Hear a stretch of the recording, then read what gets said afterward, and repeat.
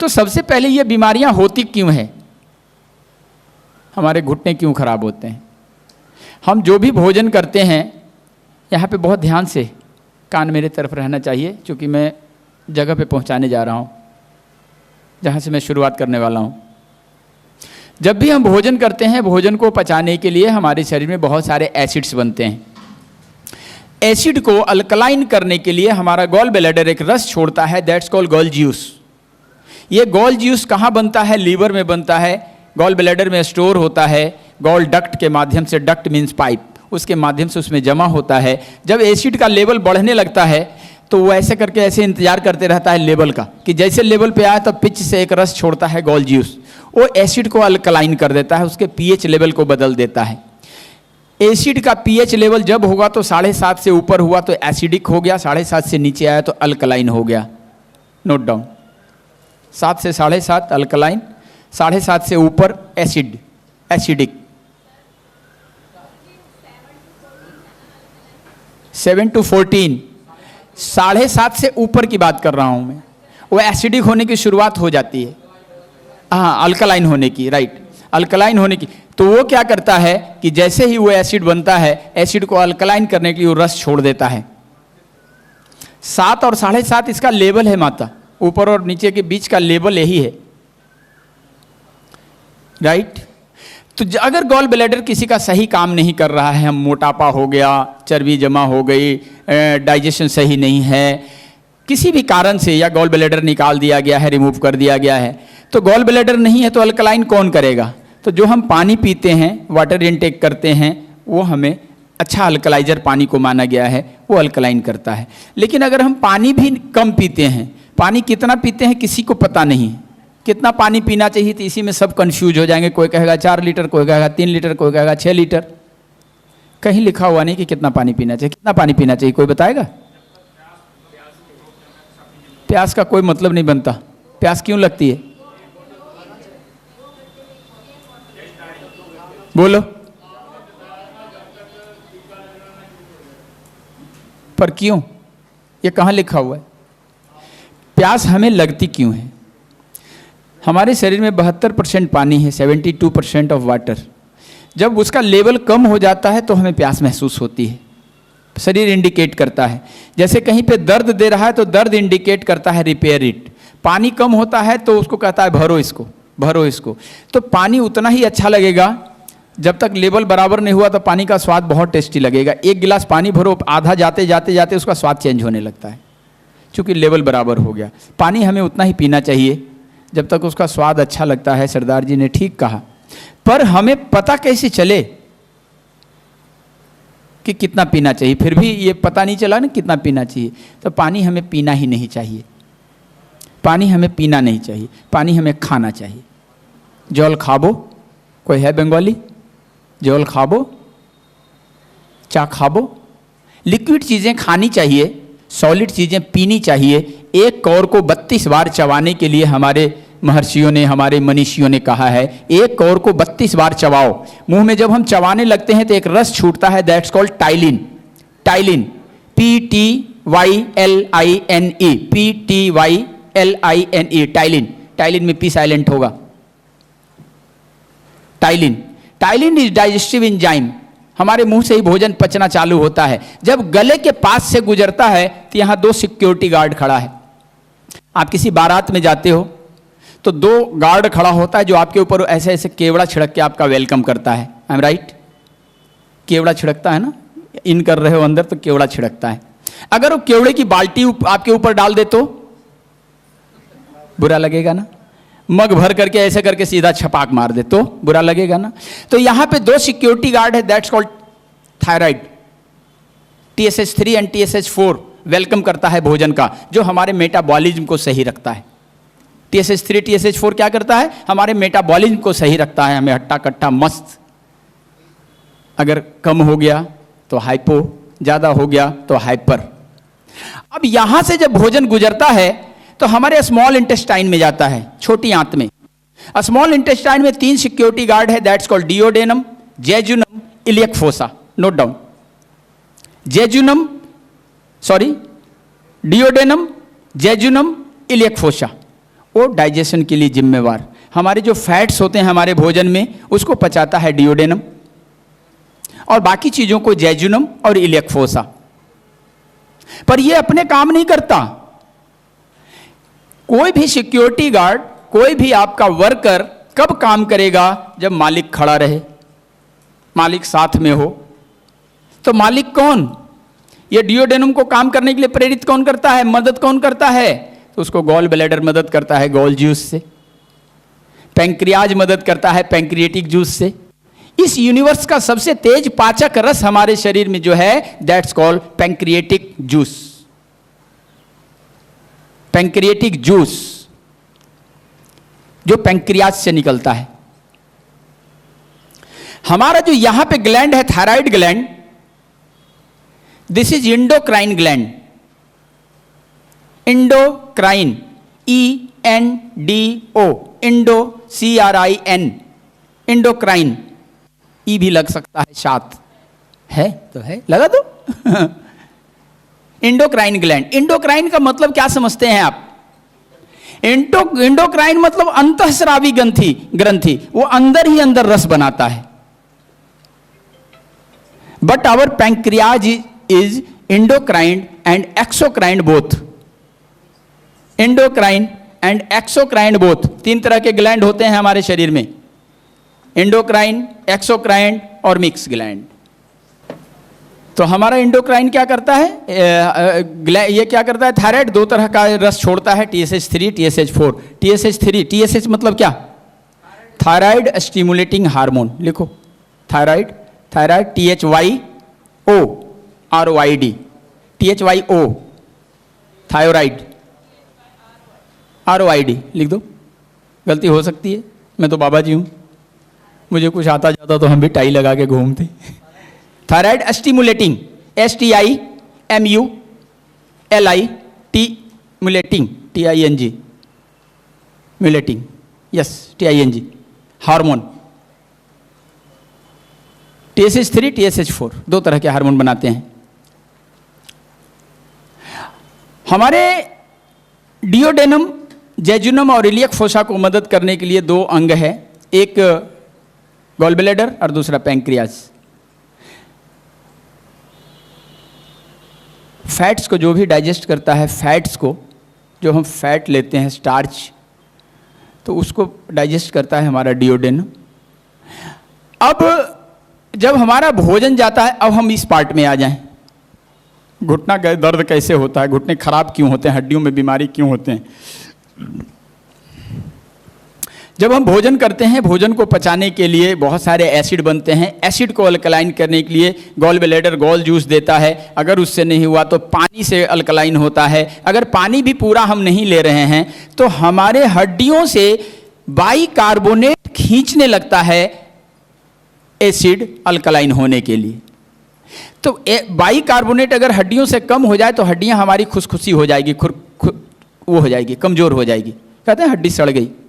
ये बीमारी का नाम है ऑस्टियोपोरोसिस। ऑस्टियोपोरोसिस, ऑस्टियोपोरोसिस हो जाएगा, ऑस्टियोआर्थराइटिस हो जाएगा, ये सारी बीमारियां बनने लगेगी। बीमारी कहाँ से आई? हमारे खाने से आई। अब आपको ठीक करने के लिए क्या करना है? डाइजेस्टिव सिस्टम ठीक करना है। नहीं, हम कैल्शियम निगलते रहते हैं। हमें कितना कैल्शियम लेना चाहिए? प्रतिदिन गेहूं के दाने के बराबर चूने में जितनी कैल्शियम होती है पर डे का रिक्वायरमेंट, हर शरीर का पर डे का रिक्वायरमेंट है वो। लेकिन उतने से कैल्शियम को डाइजेस्ट करने के लिए विटामिन D3 की ज़रूरत होती है। अगर D3 नहीं रहेगा शरीर में तो उतनी सी भी कैल्शियम जाके आपको पथरी बना देगा, आपके बोन में वो अलग से नोड बना देगा, मोटा कर देगा, कुछ भी कर देगा। कैल्शियम कहीं भी जम जाएगा, और जहाँ कैल्शियम जम गया पथरी हो जाएगी। गॉल ब्लैडर की पथरी हो जाए, यूरिनरी ट्रैक्ट की पथरी हो जाए, यूटेरस में पथरी हो जाए। पथरी कहीं भी हो सकती है। हाउ वंडरफुल, कहीं भी। उसके लिए क्या चाहिए? Vitamin D3। D3 कहाँ से आएगा? आधे घंटे यहाँ पे धूप लगाओ, यहाँ पे ये जो पहला पग है ना हमारा, वहाँ पे अगर आधा घंटा धूप लगा दिया जाए तो 3 दिन का विटामिन D3 हो गया। जय सिया राम। 3 दिन। हमारा शरीर किलोग्राम में नहीं खाता, क्विंटल में नहीं चाहिए, माइक्रो में चाहिए। आधे घंटे का धूप, 3 दिन का विटामिन D3 है, फिर खाते रहो, पचते रहेगा। कितना कम चाहिए शरीर को? कैल्शियम इतनी सी चाहिए, और विटामिन D3 आधा घंटा धूप लगा दो तो 3 दिन का हो गया कोटा। इतना कम खाता है शरीर। हम जितने भी लोग बीमार हैं, खा खा के बीमार हैं। जितने लोग इसमें बीमार बैठे हैं सब खा के बीमार हैं। मेरी बात से सहमत हैं आप लोग? नहीं। आपके यहाँ रोगी जो आएगा वो भी खा खा के बीमार आएगा। आयुर्वेद कहता है कि 90% बीमारियों की शुरुआत पेट से होती है।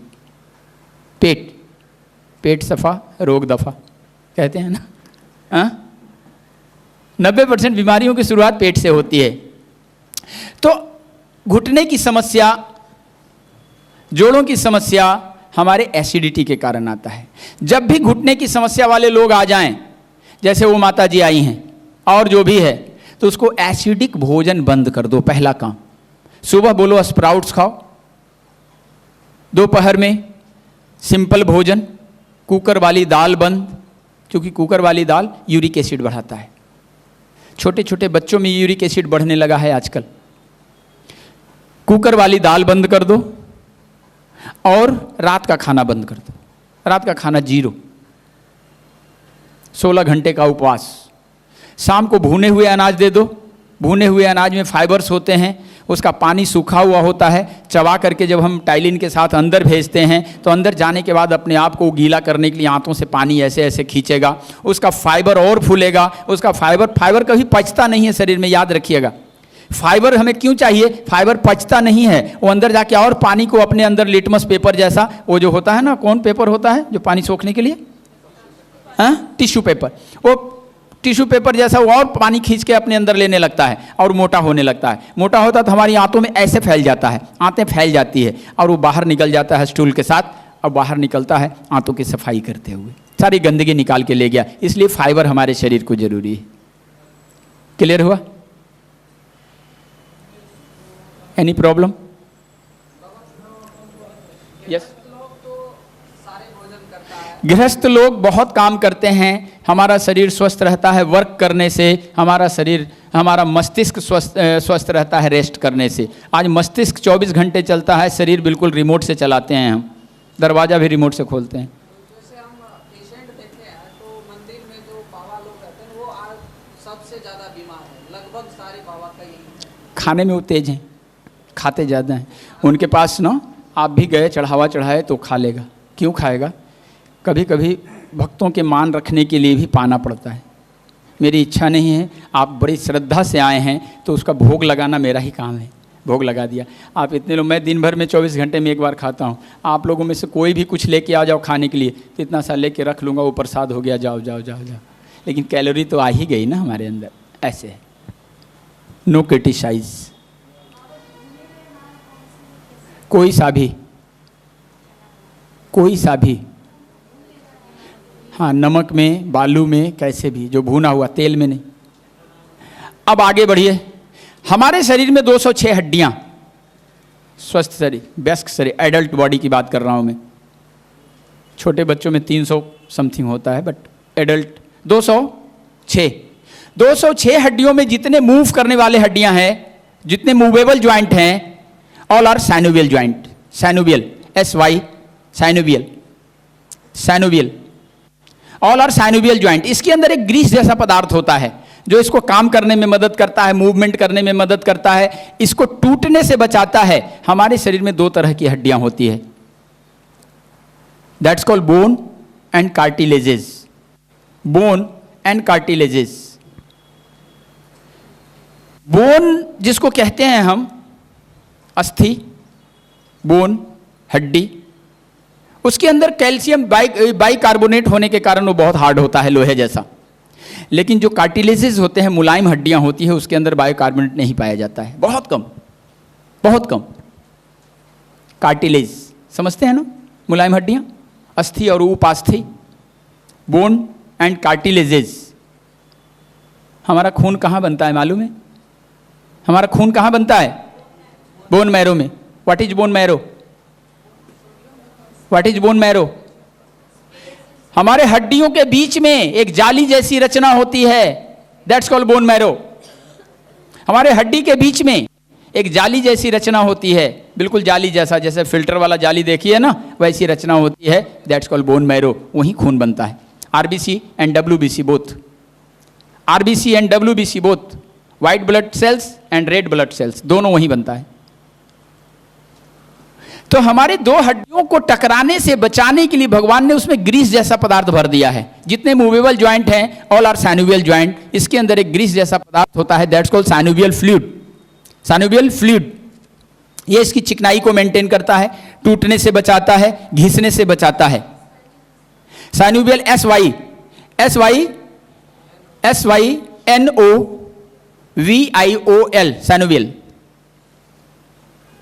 Synovial fluid.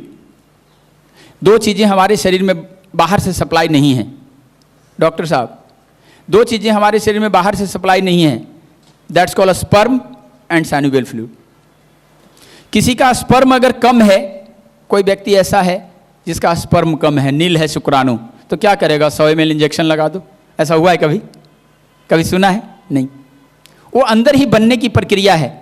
हम जितना फूड स्टफ्स लेते हैं, विटामिन्स लेते हैं, मिनरल लेते हैं, तो 40वां दिन वो स्पर्म के रूप में बदलता है। जितना हम लिक्विड चीज़ें, ऑयली चीज़ें लेते हैं, जैसे तेल, घी, जिसमें ऑयल है या अनाज में भी ऑयल होता है, तो उससे जो तेल निकलता है वो तेल परिशुद्ध हो करके हमारे इसमें साइनोवियल फ्लूइड बनता है। जैसे जो ग्लिसरीन क्या लगाते हैं? ग्लिसरीन जेली लगाते हैं ना, कुछ लिप में, हाँ, ग्लिसरीन जो भी पेट्रोलियम जेली, वो पेट्रोलियम जेली पेट्रोल से निकलता है। पेट्रोल को शुद्धि करने में जो उसका कचरा बचता है, उस कचरा से वो जेली बनता है। उसी तरह से हमारे शरीर में जो तेल जाता है, वो तेल की परिशुद्धि करने में शरीर के अंदर जो वेस्टेज बचते हैं, वो हमारा साइनोवियल फ्लूइड में यूज होता है। यानी जितने वेस्टेज हमारे शरीर में जाता है, उसका प्रबंधन इतना बढ़िया है शरीर में कि कुछ भी वेस्टेज हो ही नहीं सकता। सारे कचरे से भी बिजली बनाने की तकनीक जानता है हमारा शरीर। कचरे से भी, जो हम अनाप शनाप डाल देते हैं ना, उसका भी सही उपयोग करना यह स्मार्ट डिवाइस जानता है। लेकिन जब हम अति कर देते हैं अपने शरीर से, तो ये बीमार होने लगता है। तो हमारे 206 हड्डियों में ये जो गैप है, इस गैप को भरने के लिए भगवान ने इसके अंदर एक ग्रीस भरा है, दैट्स कॉल्ड साइनोवियल फ्लूइड।